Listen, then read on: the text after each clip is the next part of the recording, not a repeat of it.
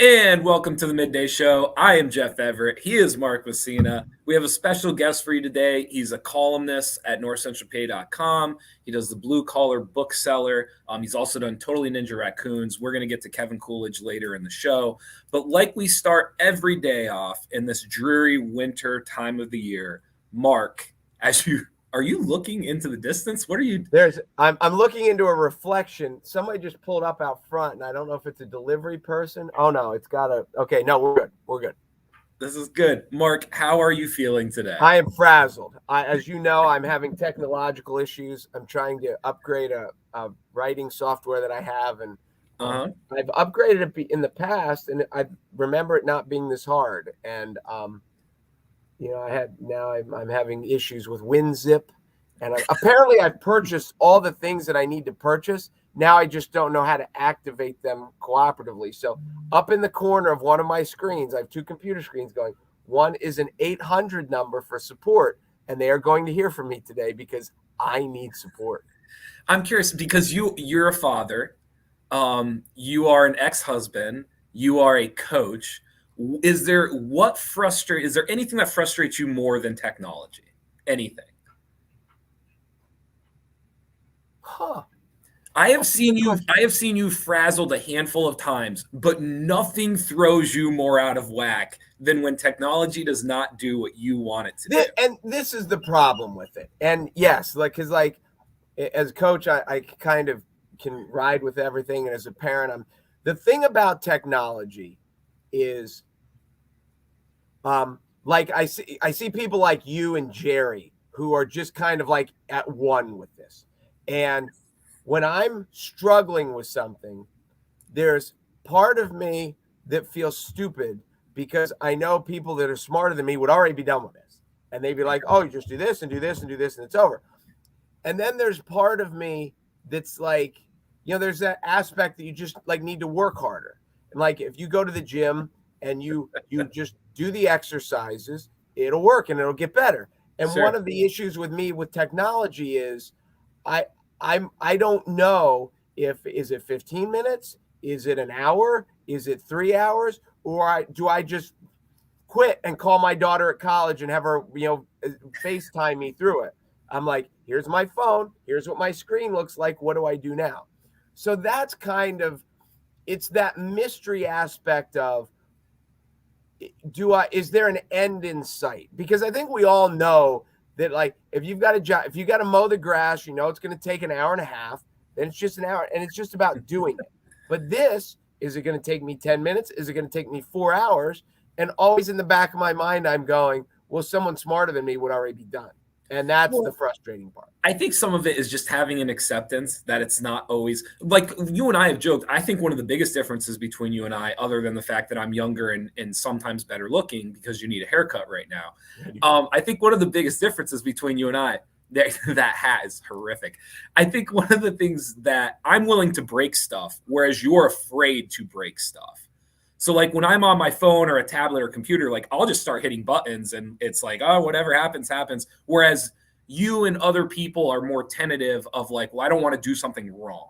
And I feel like Jerry and I will just dive in and like whatever happens, happens. I've said that. And my dad is the least technological person ever, but he's very handy. But yes, people who are, whether it's wood shop or in the garage or whatever, they're not afraid to mess things up because they know if they break it, like your dad is handy and you are not. Yes. If your dad breaks something and he's like, oh, I need this tool to fix it.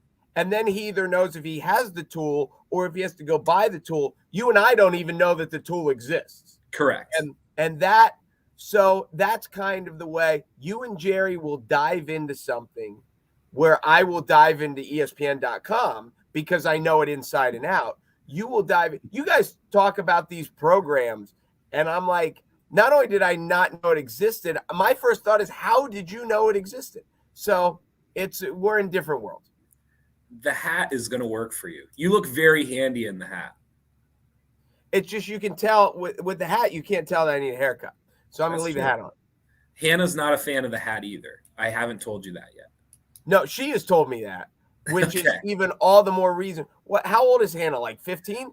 It is all the more reason that I wear the hat, because what does she know? She's like a teenager. She is going to kill you if she hears that statement. So today we have a special guest that's going to come on with us today. We're excited. From the Northern Tier, author of Totally Ninja Racoons. Recently just started a column for us at NorthcentralPa.com. You can go there for all of your local news. He does the Blue Collar Bookseller. Kevin Coolidge is going to join us. We're going to talk a little bit about how he came up with the idea, writing in the Northern Tier, and just owning a bookstore, and just kind of dive into some of that stuff. And we're excited to have somebody local on. Kevin, if you can hear us, give us a shout. Hello, I hear you. All right. How you doing, Kevin? I'm doing great today. Good. Glad to hear it. You have to be doing a little bit better than Mark. He's frazzled. He's got the hat on. Real quick, before you start, Kevin, just kind of give us a 30-second, 60-second, who you are, where you're from, and kind of why we're having you on the show today. Okay. Well, my name is Kevin Coolidge, and I'm from Wellsboro, Pennsylvania. I've lived here most of my life.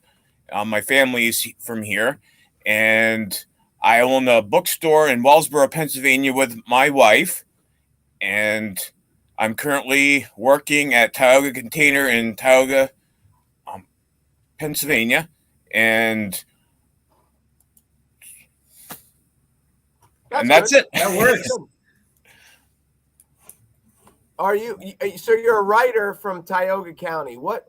And Jeff is from Tioga County. That's why I asked this question. What percentage of the population is literate?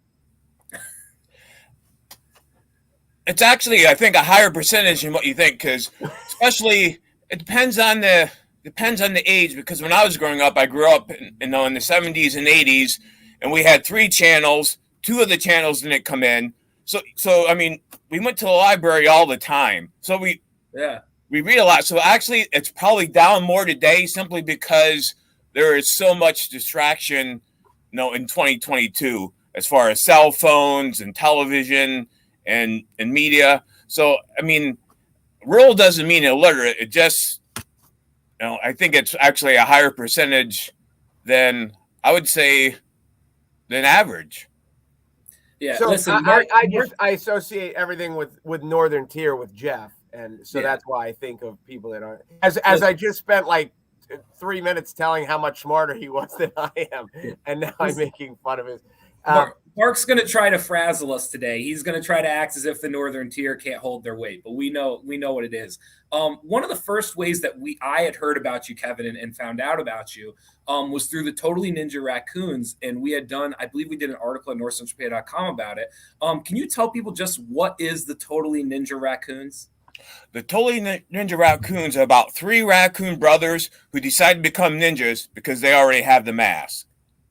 So it's a series of for reluctant readers, and a reluctant reader, for those viewers who are unaware of it, it doesn't mean that you can't read or even don't like to read. It just means that you're reluctant. So it's a series, early chapter series, about 2nd to 4th grade, for readers who are a little reluctant. And like I said, it's about raccoons, but it's actually raccoons versus cats. Okay. Because I both love raccoons and I love cats. And now, have you ever heard of the Cat Board? I have not. Well, it's a secret organization, so I'm not surprised. See, I've always felt that I love cats, but I'm always kind of figured that they kind of wanted to take over the world.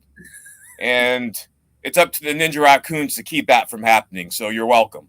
So when he asked if you've ever heard of the Cat Board, Jeff, if you would have said yes, you would have outed yourself because it's a secret organization. You would have just let everyone know. So I could be. I answered correctly. Maybe, maybe you just covered it very well. That was good thinking. So, well, I was just going to say, how did you come up with this idea? What was the germ and the seed of the idea for the Totally Ninja Raccoon? Well, it's like I always say that Coolidges and raccoons just go together, because actually President Kevin Coolidge actually had a pet raccoon. Huh. I had no idea. He did. Actually, I have a book about it. But no, he had he had a pet raccoon, and I love raccoons because they're, well, not always when they're in my garbage, but I love them otherwise. But raccoons are just very clever. And they have the dexterous fingers. They're natural ninjas. So it just kind of goes together. Perfect. You had mentioned being a reluctant reader and trying to appeal to reluctant readers. Were you yourself a reluctant reader? Or why? I guess why is that important to you? Why does that appeal to you? And kind of growing up, did you find yourself being a reluctant reader? I wasn't really a reluctant reader per se, but I had to.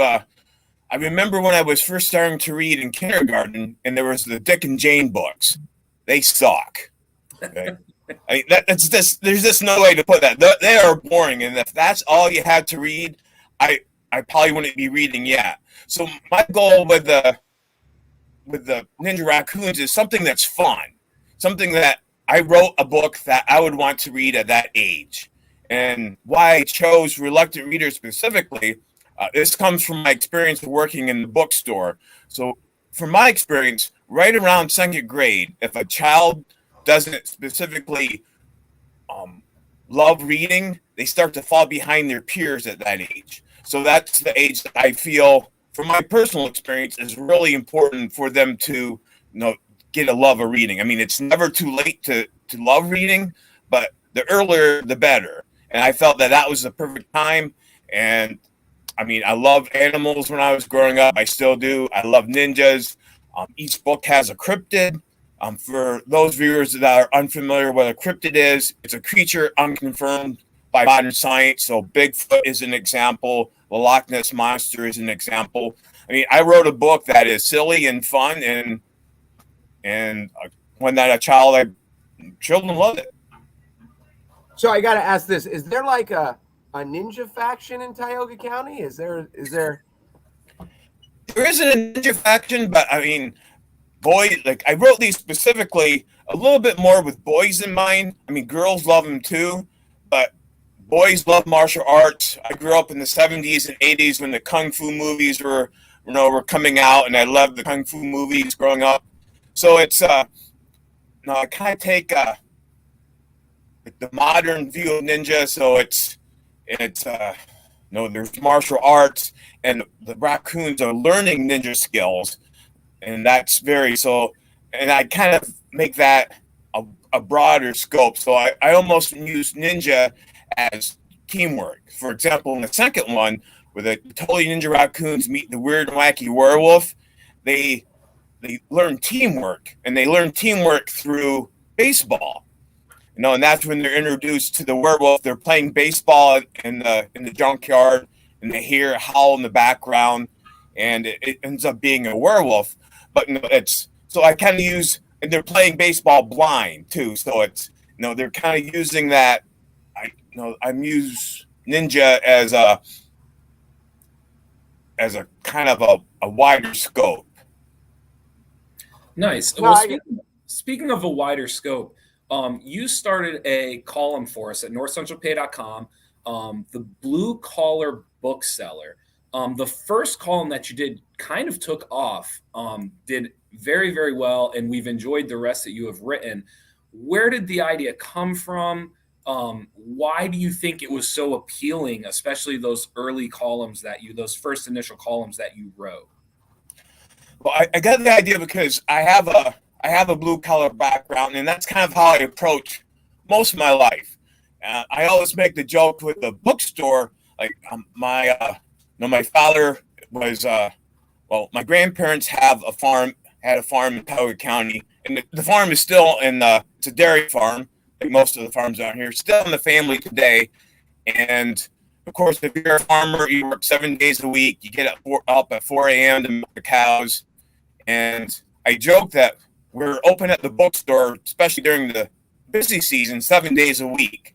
And I joke that, thank goodness my father was the youngest, and he didn't inherit the farm, because that way I don't have to get up at 4 a.m. I still work every day, but I don't have to get up at 4 a.m. to do it. So it's kind of that, I still take that same work ethic that I got from my parents, and I apply that to everything. And that's how I apply to books. I mean, I like to read, And I don't really care what you like to read, meaning it's more important that you read. So I kind of think, well, why not apply that? I'm already doing that. Why not apply that to what I do? Now, one of the things that you'd said earlier, not to backtrack here, but I've always thought that one of the issues with kids and reading, because I don't read, and I like to write and I don't like to read, which is an odd combination, but because growing up, like when the books that I was assigned in school, I hated them. And I know they're classics and from a literary aspect.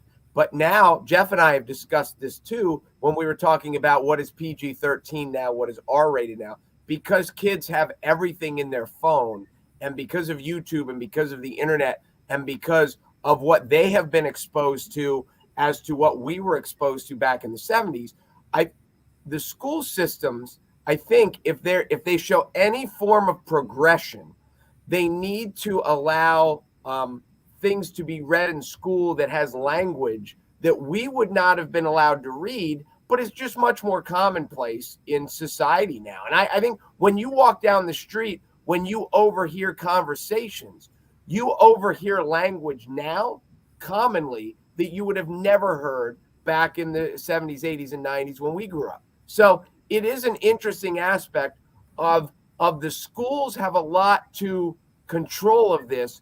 Do they encourage kids to read stuff that the kids will actually enjoy? I agree with you, and I think yes. I mean, I know a lot of our local librarians. I mean, they're great, and our local librarians do the best to get what the kids will read. And you're definitely right. I mean, language evolves.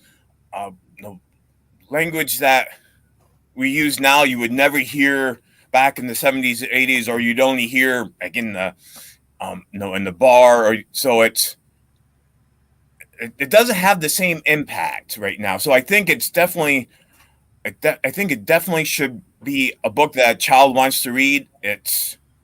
Sometimes there'll be parents, and it's hard, it's hard to as an adult, is because you want the kids to read and you want the kids to be exposed to things, but you don't want them exposed to be too much. But I know when I had the problem that a lot of readers have. Like I read ahead of my level, and I read Stephen King before I probably should have read Stephen King, but a lot of those things I just kind of skipped over because I wanted the story. So I mean, the swear words, of course I read them, but I kind of I read over them. I didn't, like, if I wasn't interested in a sex scene, I just skipped over it. So I don't think it has as big an impact on kids as what adults are worrying about for the most part. I understand being cautious, but at the same time, I'd rather have somebody exposed to it through a book because they have time to adapt the idea, to get used to it. Yes. It's easier to come through it that way. And that's one of the reasons why reading is so important, is that it builds empathy. I agree. So you can tell right there that Jeff has never read a thing, because Mr. Lack of empathy over there. That's it. Kevin, we're wrapping down here, but tell us about the bookstore really quickly. Correct me if I'm wrong, in Wellsboro, Pennsylvania? Yes, we're right in Wellsboro, Pennsylvania. And we're right. Okay. I was going to say, how close are you to the movie theater? My last trip to Wellsboro, I went to the theater. Okay. We are, well, you know where the Wellsboro Diner is, right? Mm-hmm.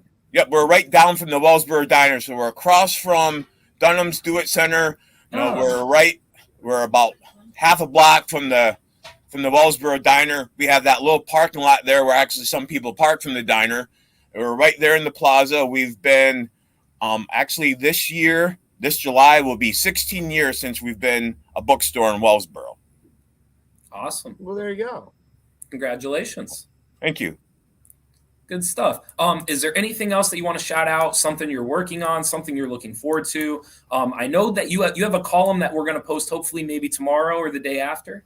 I am working on a column. I was a little late this week. Usually it comes out on Wednesday, but I've been doing a lot of overtime at work, so I haven't been writing as much as I should. But this one, it's a very special column. It's a tough column. sometimes I like to be funny, sometimes I'm serious. This column is a little more on the serious side. You know, I'm in my 50s now, so there's you know, the older you get, the more people you know, and the less people you know. Meaning, you know, I'm at the time now where somebody I've known for 20 years might pass away, and this column addresses that to a certain degree. Nice. Yeah. All right. Thanks, Mark. Anything else? Yeah, you said sometimes I try to be funny, and I was just thinking Jeff and I try to be funny every day, and sometimes it just doesn't work. Sometimes it doesn't work. Like one of the things I say about being funny, if it makes one person smile or laugh, then it was worth the effort. And sometimes when I try to be funny, frankly, it's just for me. I mean, if I think it's funny and if I enjoy it, well, sometimes that's good enough. See, I tell my kids that all the time, and I mean every word of that. As long as I'm laughing, that's all that matters. Sometimes that's all that matters. So you understand though, like dealing the pain that I deal with every day. You're in your 50s, you grew up in the 70s, 80s, so did I. And so like you understand all the things in life that Jeff missed out on because he wasn't around then. So all the time I try to have to dumb it down to his level because he missed the 80s were the high point of Western civilization. And it's just been a slow spiral downhill ever since. And he missed it. It really was. Here's my take on the 80s, Kevin, and then you can destroy me the same way Mark does.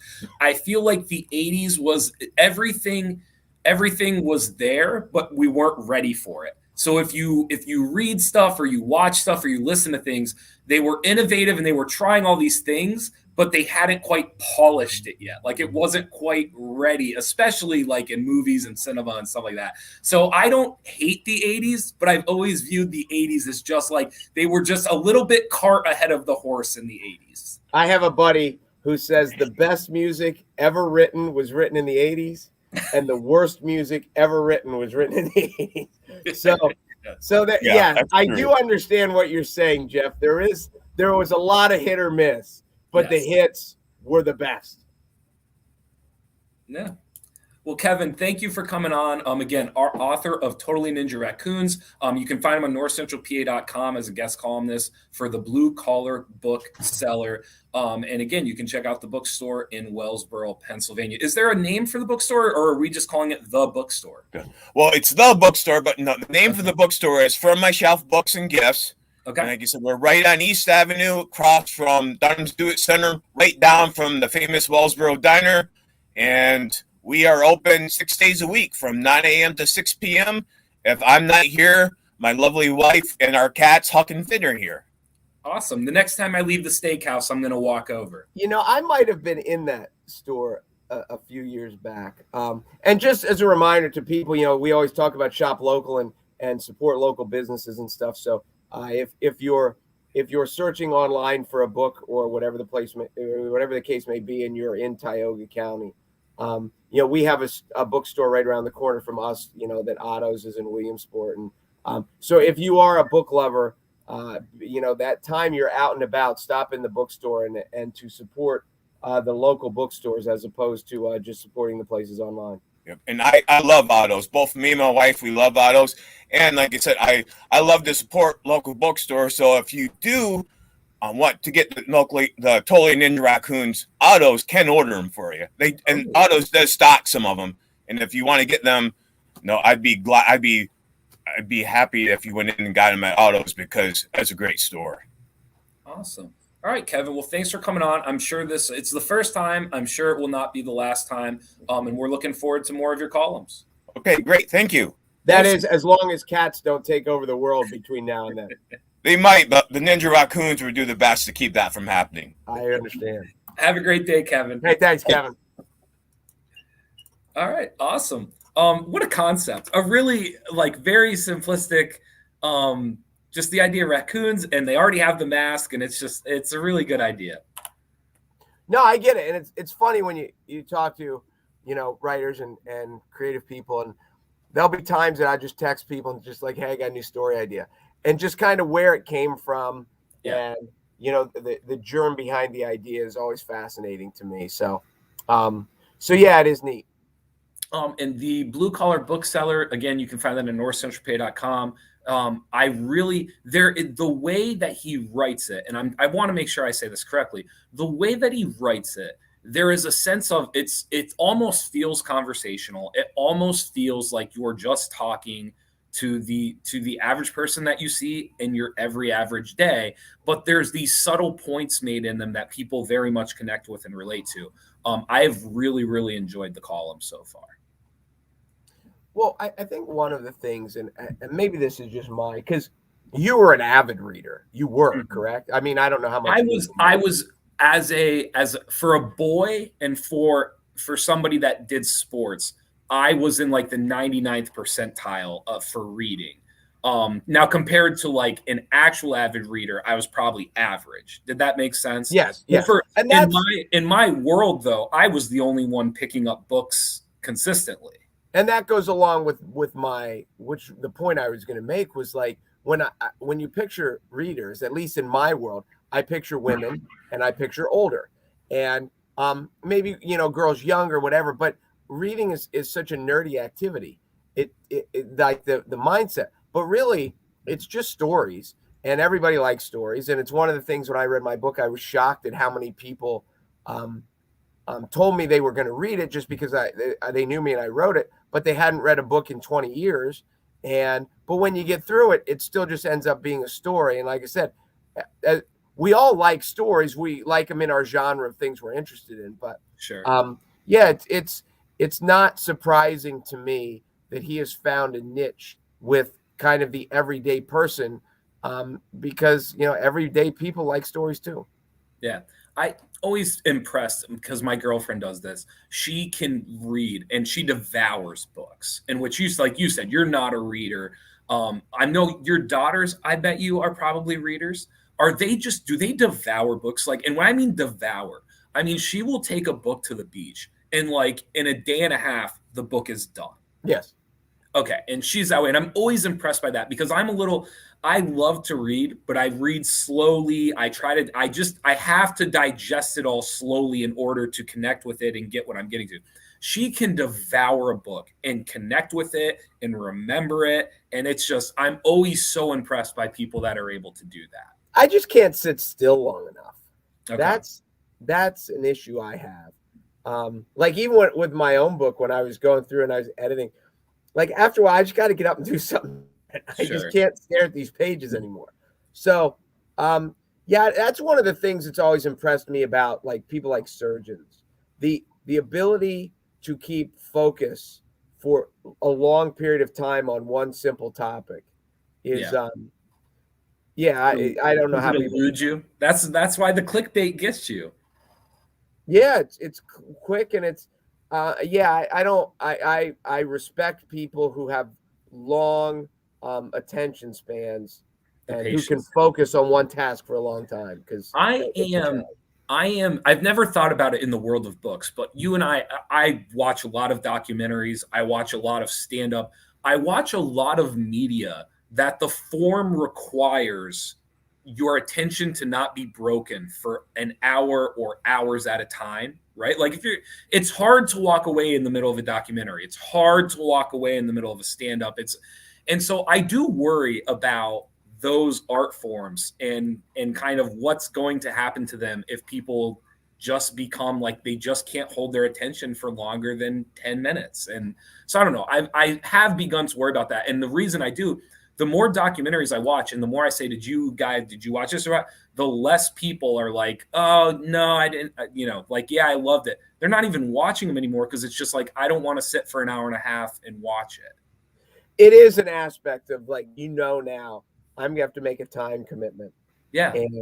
And because we used to do it before because, a movie was 2 hours of entertainment. Mm-hmm. Now all you need is your phone and you have hours of entertainment. So, I get it. I get worried about it, especially like when the last Chappelle one came out. And I can't tell you how many of my friends were like, yeah, I think I want to watch it, but I don't. And that was an hour. And I had people say like, yeah, I started it, but then and it's like for an hour, people just, you just don't, they say they don't have the time, but I honestly don't believe that. I really believe they don't have the attention span. to do it. No, I agree with that. It's like I told my team, and I don't know if we talked about this. We weren't on Martin Luther King Day, were we? We were off. I don't think so. I told my team to go watch the speech Okay. that he gave at the March on Washington, because the history of the speech is the phrase "I have a dream" was not in it, Right. not in the written version, because he'd used it before, and they wanted an original speech. And when you listen to it, and there's recordings of it on YouTube, I actually sent it to my players. For about the first 12 minutes, it sounds very academic. He's using very big words. The guy was a PhD. I mean, he was no dummy. And it sounds like a very intellectual speech. And then kind of, I guess there's a legend that somebody was famous, yelled from the crowd, "Martin, tell him about your dream." And he kind of left the speech and he ad-libbed like the last 5 minutes of it. And he went from being, PhD student to Baptist preacher right in the middle. Right. And that's where the whole "I have a dream" speech came. But when I'm telling my kids this on my team, I was like, it's 17 minutes of your life. Just watch it. And I think, like, as we tell people with this, it's going to be only this long. Just you have 17 minutes, just give it up. And like you're saying, like Chappelle, it's an hour. But I know I still want to watch the King Kong versus Godzilla movie, but I know it's like 2 hours and 15 minutes, and I'm like, I don't. That's it. I love the transition from the MLK speech to the Kong versus Godzilla. But I get it. Like, I know. No, commitment. I understand the point that you're making. It will be interesting to see. It's just going to be interesting to see where it all goes, because now you can see these audio bits and these video bits. Everybody's moving towards that direction. And it's going to be hard to create content that's 15, 30, 60 minutes long that people are willing to invest in, no matter how important it is. I was joking the other day, we just got Hamilton on vinyl. And so we had it on the record player and listened to it. But one of the things in Hamilton that I was thinking about, like, they write all these long essays, right? And they're writing the Constitution. They're doing all these things and they're writing.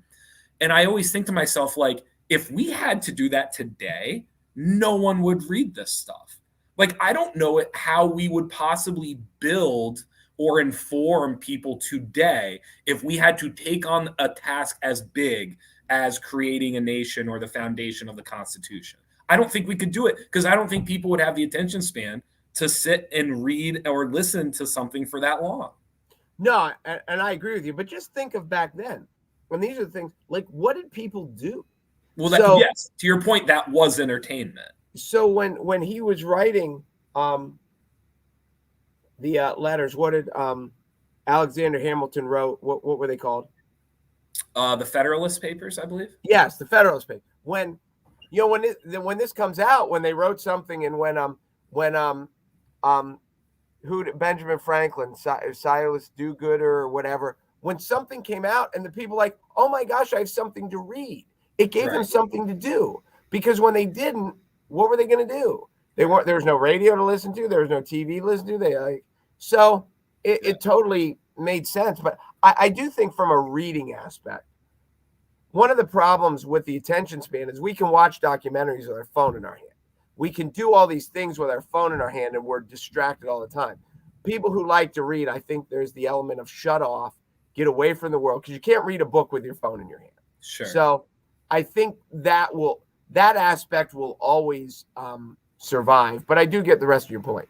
Yeah. Before we go today, Mark and his hat will be the new and updated Indiana Jones. There you go. Absolutely. I'm kind of a badass like Indiana Jones, I think. Don't you think? I cannot picture you swinging from a rope, if I'm being completely honest.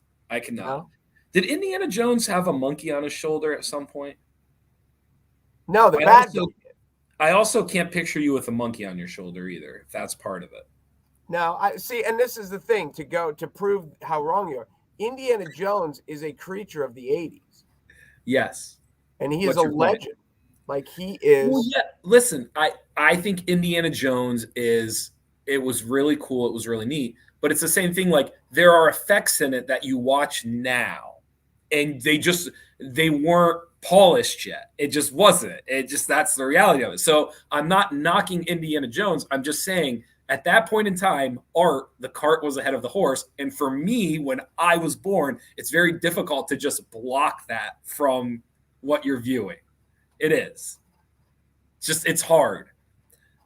I don't think E.T. is a bad movie. However, if you're my age, E.T. is a hard watch sometimes because it's just not it. I'm sure at the time it was very good and real, but now it's just not great. It's rough. It's hard to watch it. So like when you watch a Western, you're just like, this isn't any good because there are no cars in it. Like, no, but that's different because that's the setting. That's completely different. That was a horrible analogy. So I have no issue with a Western not having a car. There were no cars during a Western. So what's the issue with E.T. then? Well, I'm just saying, like, the effects of how realistic an alien looks and just kind of. let's just look at that sentence right there. How realistic an alien looks. Yes, because now if you did E.T. today, it would be like, oh my God, E.T. might be real. Like that actually might be a real alien. But back then, like you just didn't, they were figuring it out. It just wasn't there yet. And so it's just a hard watch. So E.T. didn't accurately resemble what a real alien looks like. But now we know what real aliens look like. Yes, so you do realize you're nitpicking a very different topic to try to prove your point on something else because I don't know what actual aliens look like. That's my point. Exactly. But you're trying to use that as if that makes you correct about 80s movies. No, and it doesn't. Listen, I do get there's an aspect of, I think I've told this story.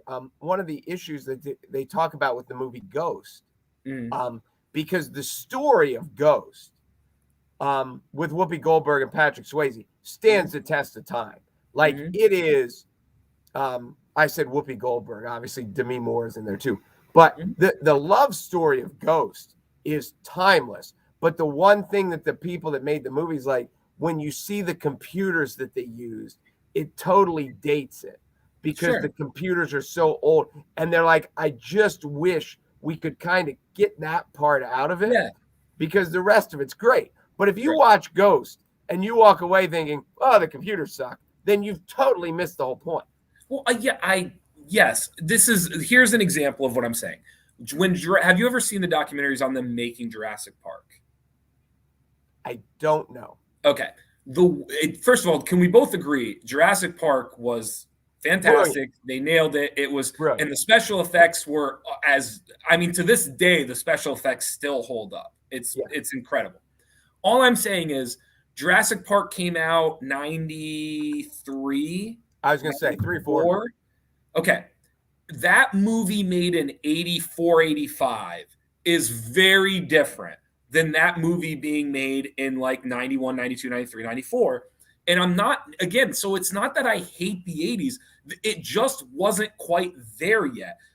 Imagine movies, if you took them from the 80s and you made them in the early 90s, it'd be so much better. The effects would be better. It just would be better in general. Well, it just would. Would it be better? Would Back to the Future be better? Could it have been better? But Back to the Future, they didn't do. Back to the Future did a really good job of making you feel like you were seeing something sci-fi, but none of it was really sci-fi. I mean, I just do you know what I mean by that? Yes, I do. I think the Star Wars movies, I think the original trilogy, and then the third, and then the Phantom Menace and those. I think it goes to show you that the effects don't make the movie better. That there's still But I think you're talking about something different because if you would have said the story better, I agree with you. Where you messed up is you said the movie better. Because the movie, there is a visual enjoyment to the movie. Because I agree, a lot of the stories from the 80s, I'm missing the point of the story if I'm only focusing on what I'm talking about. And you are exactly right. But if you're talking about movies, I mean, it is a visual presentation. And so, I think it's affected if it was made in the 80s because the cart was just ahead of the horse. It wasn't quite ready to do what it was trying to do. It just wasn't. I guess what's interesting, and it would be interesting to talk to old people, my age, when I watch the old movies again, and I'm disappointed, it's never in the effect. It's in, I was like, well, that story wasn't as good as I remembered. And you go back to these when you're a teenager, you're like, oh, this movie was great. And then you watch it again and you're like, oh, that movie was anything but great. So, but it's never the effect. One of the things that I always laugh at is the clothing. And I see how that has changed so much. And I'm like, oh my God, nobody would ever wear that anymore. But now the mullets come back. So, hey, what do I know? Maybe it's all coming back around. All right. Thank you guys for watching the Midday Show. Thank you to Weiss Markets for being our sponsor. And be sure to go to NorthcentralPa.com for all of your local news. And thank you to Kevin Coolidge for joining the show today. Again, the author of Totally Ninja Racoons. And you can find him on NorthcentralPa.com with the Blue Collar Bookseller column. Sounds good. Good job. Good. Now I'll delve back into the world of technical depression. I'm Jeff Everett. He's Mark Messina. Good luck with that. Thank you.